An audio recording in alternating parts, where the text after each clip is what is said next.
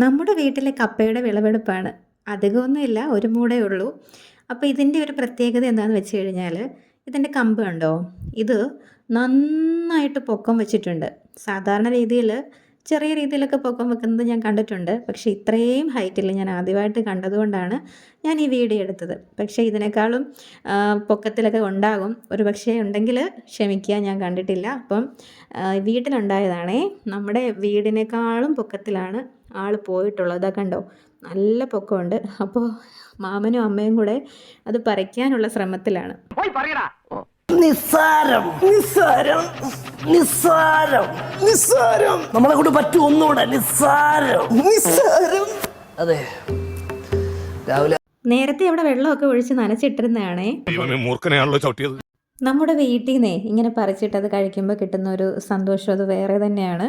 ശരിക്കും പറഞ്ഞു കഴിഞ്ഞാൽ ഒറ്റ കമ്പിൽ കപ്പ ഉണ്ടാകത്തില്ല എന്നൊക്കെ ഒരുപാട് പേര് പറഞ്ഞു. രണ്ടെണ്ണമായിട്ട് വരുന്നതിലാണ് കപ്പ ഉണ്ടാകുന്നതാണ് പറഞ്ഞത്. ഒരു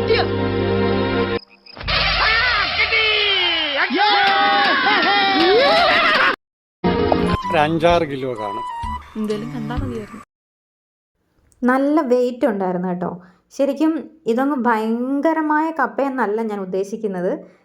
ഞാൻ പറഞ്ഞില്ലേ, നമ്മുടെ വീട്ടിൽ നിന്ന് കിട്ടുന്നതാവുമ്പോൾ അതിപ്പോൾ ഒരു കടുകുമണിയുടെ വലുപ്പമുള്ളെങ്കിലും ശരിക്കും സന്തോഷമാണ്. അപ്പോൾ ഇത് ഞങ്ങൾക്ക് വലുതാണ്. ഇതിനേക്കാളും വലിയ കപ്പ പറിച്ചിട്ടുള്ളവരുണ്ടാകും, ഒരുപാട് വലിയ കപ്പ ഉണ്ടായിട്ടുണ്ടായിരിക്കും. പക്ഷേ എൻ്റെ വീട്ടിൽ ആദ്യമായിട്ടാണ് ഇത്രയും വലുപ്പത്തിൽ നമുക്കത് കിട്ടുന്നത്, ഒരു മൂട്ടിൽ നിന്ന് തന്നെ. അപ്പോൾ ഞാൻ മുമ്പേ പറഞ്ഞില്ലേ, ഒരുപാട് പേര് പറഞ്ഞിരുന്നു ഒറ്റ കമ്പിൽ കപ്പ ഉണ്ടാകില്ല എന്ന്. പക്ഷെ ഞങ്ങൾക്ക് കിട്ടിയല്ലോ.